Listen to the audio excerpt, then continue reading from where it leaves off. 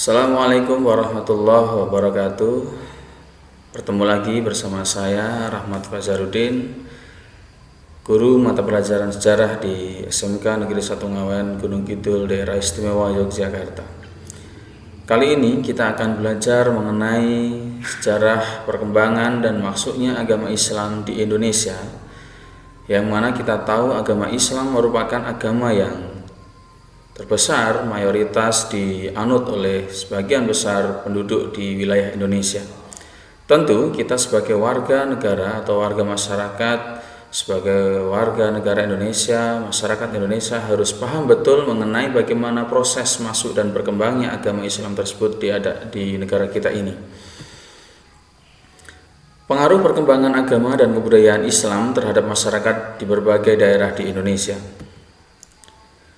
Latar belakang masuknya ajaran Islam ke Indonesia yaitu ada dua sebab. Yang pertama adalah sebab umum, kemudian yang kedua adalah sebab khusus. Selain itu, juga ada faktor-faktor yang menyebabkan ajaran Islam diterima di Indonesia. Latar belakang masuknya Islam ke Indonesia dilihat dari dua sebab. Yang pertama yaitu sebab umum, di mana di sebab umum ini ada beberapa faktor yang mempengaruhi. Yang pertama adalah kaum pedagang, di mana kaum pedagang ini membawa peranan penting dalam persebaran agama dan kebudayaan Islam.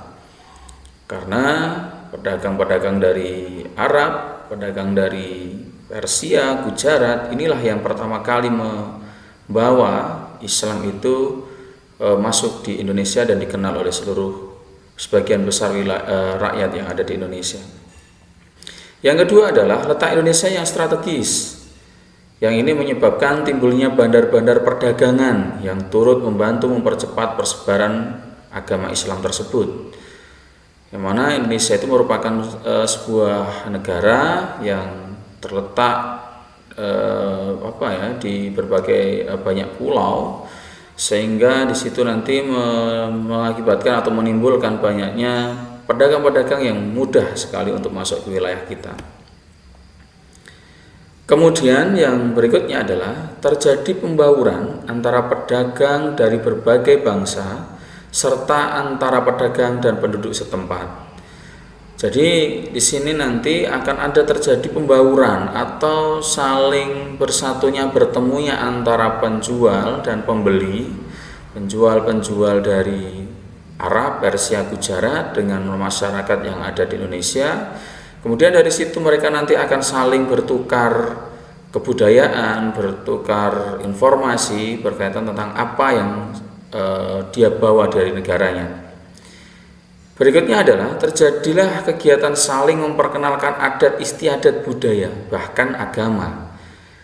Jadi dari pembauran tersebut kemudian nanti warga masyarakat setempat yang ada di Indonesia itu akan mengenal dan akan memulai untuk mempelajari katanya dengan adat istiadat budaya dan agama dari orang-orang Persia, Gujarat tersebut yang melakukan perdagangan di Indonesia. Bukan hanya perdagangan, bahkan juga terjadi asimilasi melalui perkawinan. Jadi faktor ini memang faktor yang banyak dilakukan atau banyak kita lihat, bahwasanya dengan perkawinan merupakan cara bagaimana orang itu bisa untuk mengikuti sebuah agama. Kemudian berikutnya, faktor yang menyebabkan Hindu-Buddha diterima di Indonesia. Yang pertama adalah syarat masuk Islam sangat mudah, hanya dengan mengucapkan kalimat syahadat saja. Kita juga mengetahui bahwasanya untuk masuk agama Islam itu syarat utamanya adalah selain dari keyakinan yang mantap, kemudian berikutnya adalah dengan cukup mengucapkan dua kalimat syahadat. Itu adalah syarat utama bagi seseorang jika mereka ingin menganut atau masuk ke memeluk agama Islam. Kemudian yang kedua, upacara-upacara dalam Islam sangat sederhana, di mana upacara-upacara dalam Islam ini sangat sederhana dan tidak membutuhkan biaya yang begitu banyak. Upacara-upacara yang ada misalnya ada peringatan Maulid Nabi, kemudian ada tahlilan, kemudian ada Idul Kurban, Idul Fitri, yang mana kegiatan-kegiatan tersebut atau acara-acara tersebut hanya bisa kita lakukan dengan sangat mudah, sangat sederhana, tanpa harus kita mengadakan sebuah upacara dengan yang mewah atau kemegahan. Kemudian yang ketiga, agama Islam yang menyebar ke Indonesia disesuaikan tradisi yang ada di Indonesia.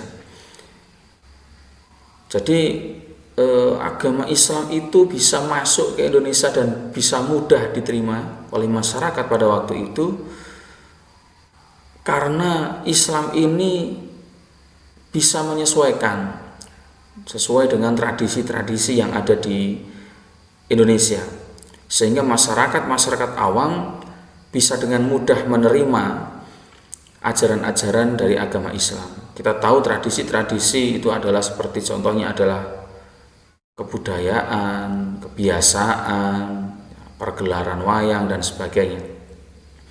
Kemudian yang keempat, agama Islam tidak mengenal kasta dan setiap manusia adalah sama.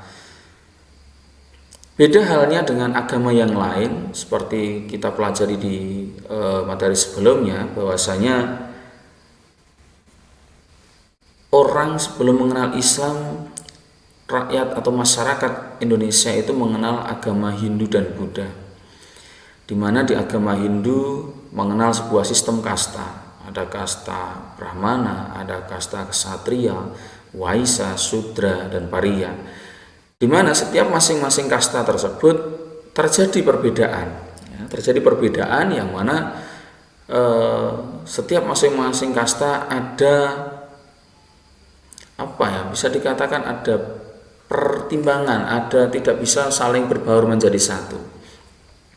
Beda halnya dengan agama Islam yang tidak mengenal kasta, di mana walaupun dia itu berkedudukan sebagai seorang ustadz, sebagai seorang kiai, sebagai seorang pejabat, tetapi kedudukan di dalam agama mereka adalah sama. Kedudukan di dalam agama Islam itu adalah sama, tidak ada perbedaan. Itu katanya dengan mudahnya kenapa Islam itu sangat bisa mudah diterima di Indonesia. Kemudian yang keenam, faktor yang menyebabkan Islam diterima adalah penyebaran agama Islam dilakukan secara damai. Maksudnya adalah bahwasanya masuknya agama Islam di Indonesia itu disebarkan, diajarkan dengan menggunakan kebiasaan-kebiasaan masyarakat, tanpa adanya sebuah pemaksaan, tanpa adanya sebuah intimidasi, keharusan, sehingga masyarakat dengan sendirinya akan memeluk agama Islam sesuai dengan keinginan mereka sendiri, sesuai dengan hati nurani mereka sendiri. Faktor yang ketujuh adalah memakai strategi melalui perdagangan dan perkawinan. Sekali lagi, bahwasanya perkawinan dan perdagangan ini adalah faktor utama, faktor pertama yang mana Islam itu, atau bahkan mungkin di agama lain pun sebelumnya, di materi sebelumnya, agama Hindu Buddha pun juga sama. Perkawinan itu juga sebagai cara di mana orang-orang pada waktu zaman dulu atau para pedagang waktu zaman dulu itu menyampaikan atau menyebarkan agama sehingga orang Indonesia mau untuk memeluk agama tersebut. Kemudian yang kedelapan adalah melalui kesenian. Kesenian ini saya contohkan tadi adalah seni wayang, di mana pada waktu zaman dahulu wayang itu sebenarnya cerita pewayangan itu juga sudah ada sejak adanya agama Hindu, di mana pewayangan itu sebenarnya sudah dibawa dari orang-orang India. Nah, di sini di agama Islam pun juga sama. Jadi pewayangan ini juga digunakan sebagai cara untuk menyebarkan agama Islam. Dan ini digunakan oleh para wali songo pada waktu itu. Dengan mengadakan sebuah pergelaran wayang, sehingga rakyat itu akan tertarik untuk berdatangan ke situ. Di sela-sela pergelaran wayang atau sebelum kegiatan pewayangan itu dipentaskan, akan disampaikan tentang tausiah atau pengajian tentang keagamaan Islam. Barulah nanti kemudian akan dipertunjukkan atau dipertontonkan seni pewayangan. Kemudian yang kesembilan, pendidikan yang terkait dengan ajaran Islam. Kita tahu bahwasanya di era sekarang ini pun juga sudah banyak pondok-pondok pesantren yang mengajarkan tentang pendidikan-pendidikan yang terkait dengan ajaran-ajaran Islam. Bahkan di seluruh wilayah, seluruh pelosok Indonesia yang namanya pondok pesantren yang mengajarkan pembelajaran tentang agama Islam itu sudah semakin banyak. Mengingat pada waktu zaman Islam masuk, masyarakat Indonesia, masyarakat awam yang ada di Indonesia mayoritas belum semuanya memeluk sebuah agama. Kemudian dari situlah kemudian didirikan sebuah pondok pengajaran sehingga membuat tertariknya warga masyarakat untuk mulai mengenal agama Islam. Kemudian yang ke-10 adalah tasawuf, di mana tasawuf ini adalah sebuah kegiatan atau sebuah ajaran di mana seseorang itu bisa tahu tentang ilmu untuk mensucikan dirinya, untuk mendekatkan diri dengan Tuhan, untuk mendekatkan diri dengan Allah, sehingga mereka akan lebih tenang dalam kehidupan sehari-hari. Berikut saya tampilkan proses masuk dan berkembangnya agama Islam di Indonesia melalui beberapa pendapat yang muncul sesuai dengan pembelajaran di sejarah. Yang pertama, Islam masuk ke Indonesia ini abad ke-7. Nah, pendapat ini didukung oleh Dr. Hamka, kemudian ada Zainal Arifin Abbas, DRS Junaid Pariduri, dan beberapa berita Cina zaman dinasti Tang. Yang kedua, Islam masuk ke Indonesia pada abad ke-11. Pendapat ini didasarkan adanya makam Fatimah binti Maimun yang terletak di Leren Gresik, di Leren Gresik, Jawa Timur, berangkat tahun 1082 Masehi. Ini adalah salah satu bukti di mana Islam itu berada di Jawa khususnya, ini ada pada abad ke-11. Kemudian Islam masuk ke Indonesia pada abad ke-13. Pendapat ini juga didasarkan pada bukti. Yang pertama adalah catatan perjalanan Marco Polo yang menerangkan bahwa ia pernah singgah di Perlak. Perlak ini merupakan sebuah kerajaan kecil yang ada di Sumatera bagian utara. Tidak banyak orang yang tahu memang dari kerajaan Perlak ini. Banyak orang yang mengenal adalah kerajaan Samudra Pasai sebagai kerajaan tertua dan terbesar kerajaan Islam. Tetapi ternyata sebelum adanya Samudra Pasai, Perlak sebenarnya juga sudah ada, sudah muncul. Walaupun pada akhirnya nanti kerajaan Perlak ini menjadi satu atau bergabung dengan kerajaan Samudra Pasai. Pernah singgah, Marco Polo pernah singgah di kerajaan Perlak pada tahun 1292 Masehi dan berjumpa dengan orang-orang yang telah menganut agama Islam di kerajaan tersebut.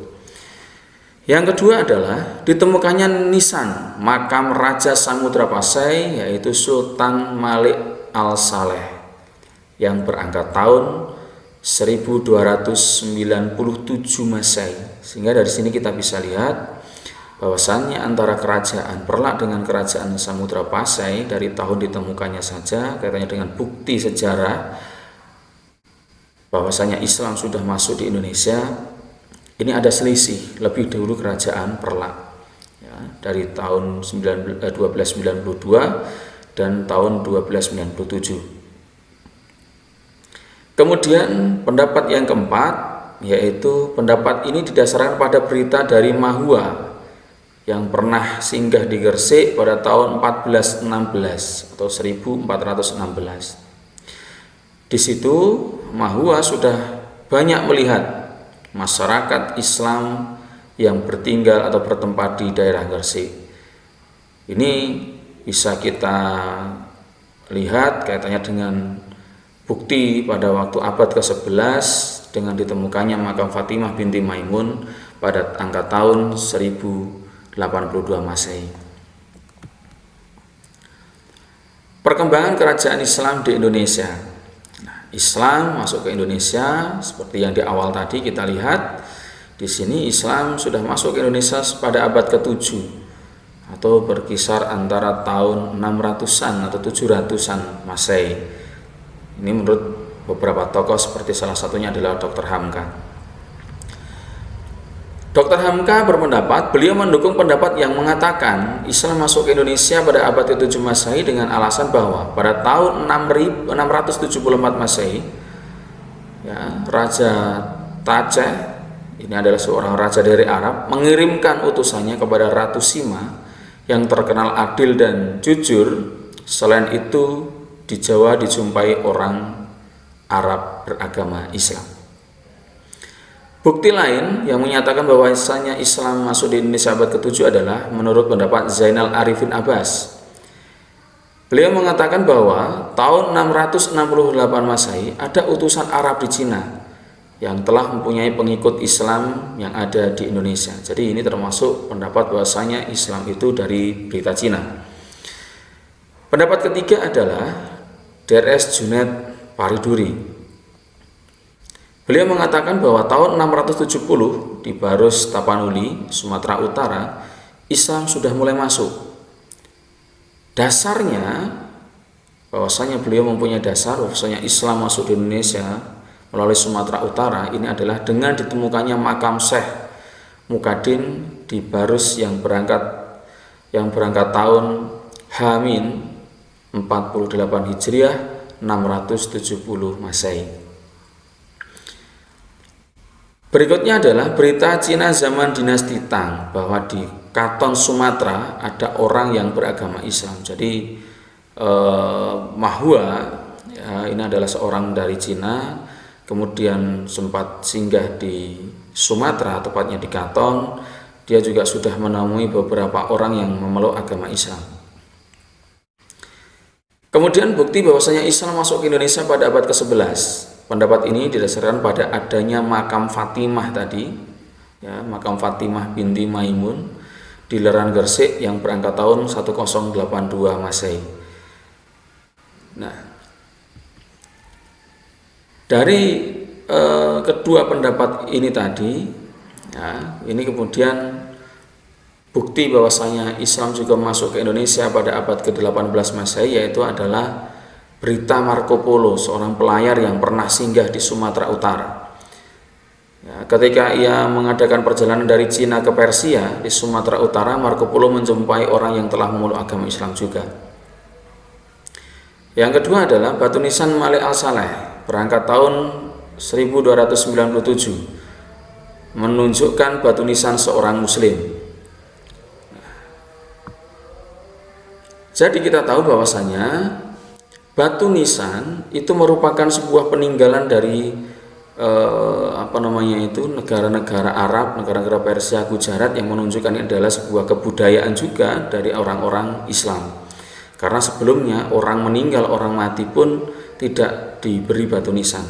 Setelah masuknya Islam ini kemudian orang-orang memberi batu nisan di atas makam atau di atas kuburan bagi orang yang sudah meninggal.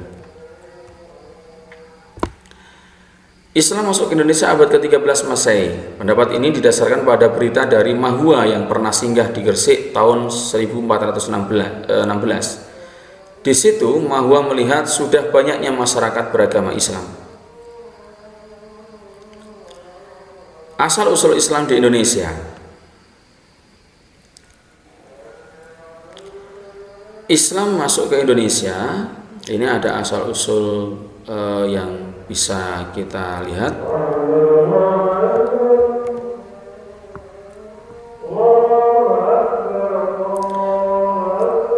Di mana Islam datang dari Arab. Kita tahu bahwasanya Islam ini adalah sebuah ajaran agama yang dibawa dari orang-orang Arab. Islam masuk ke Indonesia ini dibawa langsung oleh para pedagang-pedagang yang berasal dari Arab Saudi, di mana Arab kita tahu adalah sebagai sebuah negara yang mayoritas penduduknya beragama Islam. Kemudian yang kedua, Islam datang dari Gujarat atau India. Para pedagang Gujarat yang beragama Islam datang ke Indonesia untuk berdagang. Jadi Gujarat ini adalah salah satu bagian di India yang mayoritas penduduknya juga memeluk agama Islam.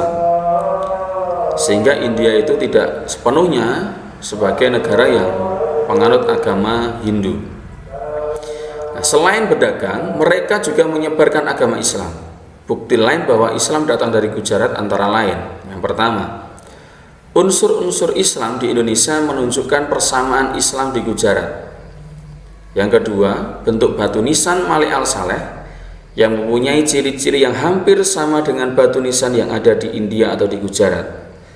Karena ini sebuah kebudayaan, sebuah adat, sehingga ini digunakan juga di negara Indonesia. Yang ketiga adalah Islam datang dari Persia.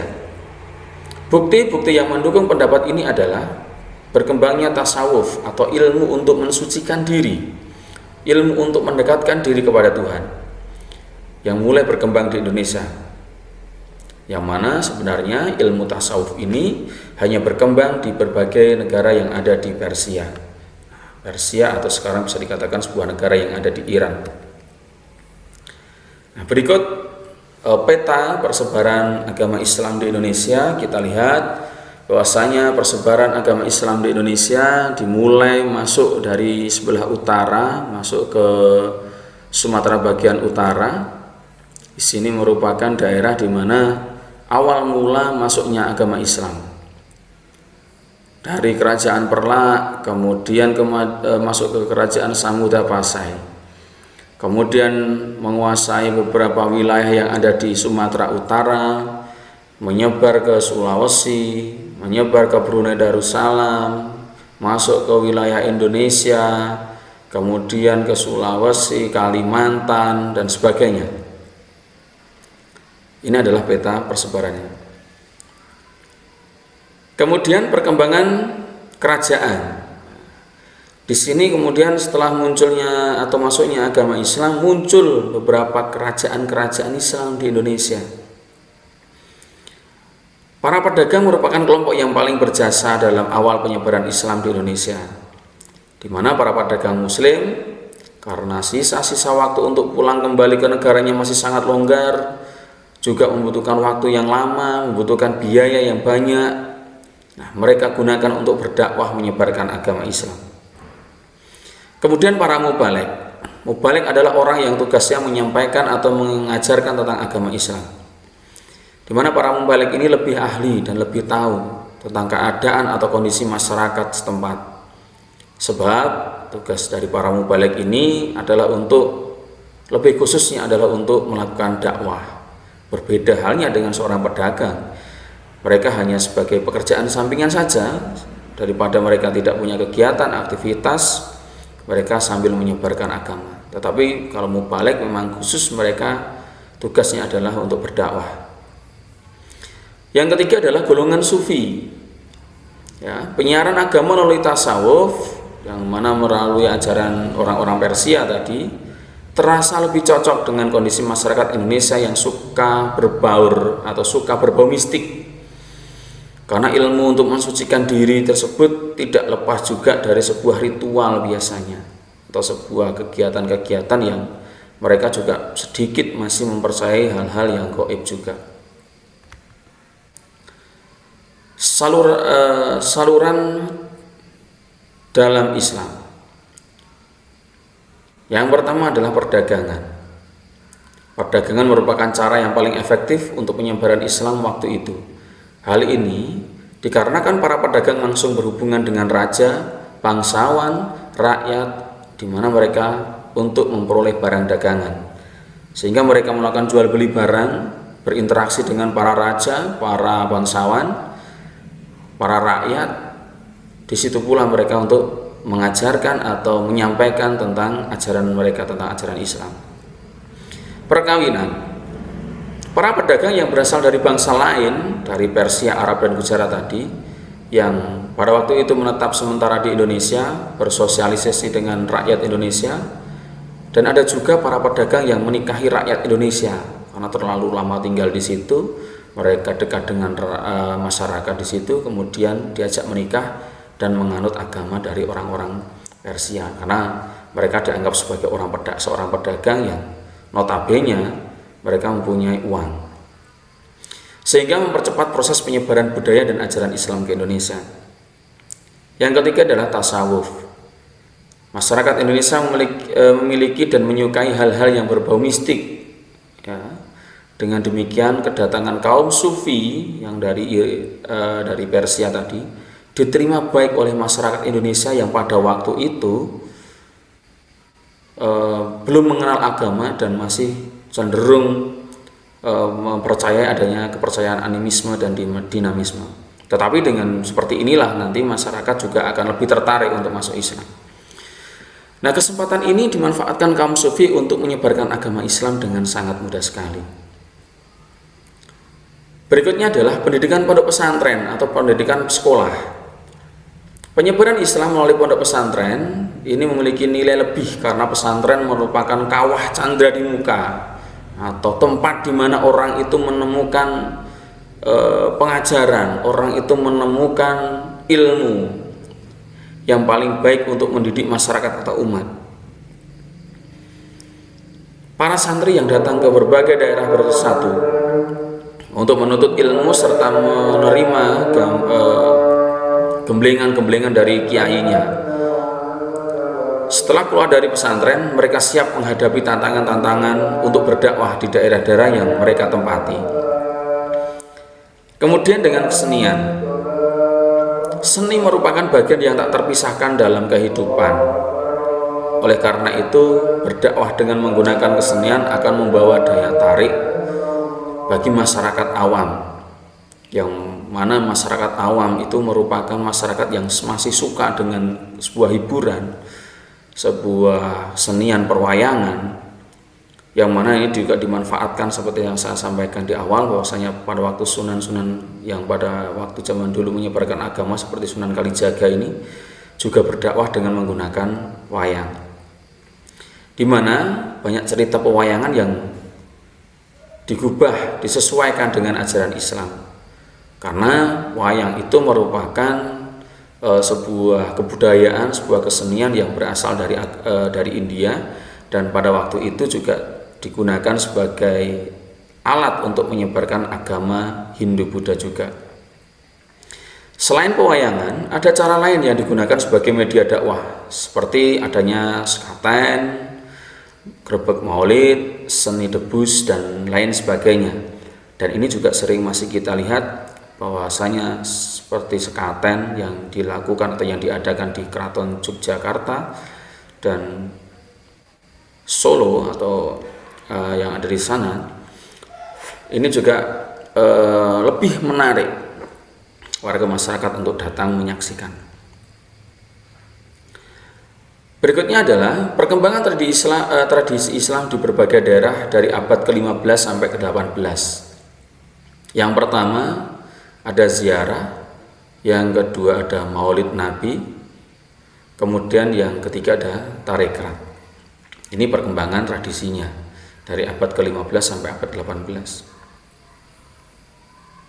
Nah, berikut saya tampilkan contoh gambaran atau bukti yang saya sampaikan di awal kaitannya dengan Marco Polo, seorang pelayar yang pernah singgah di Perlak, Sumatera, menemukan bahwasanya masyarakat juga sudah memeluk agama Islam. Berikut nisan Fatimah binti Maimun yang ditemukan pada abad ke-13 yang ada di Leran, Gresik, Jawa Timur. Ini adalah batu nisan yang sebelumnya orang mati tidak diberi batu nisan seperti ini.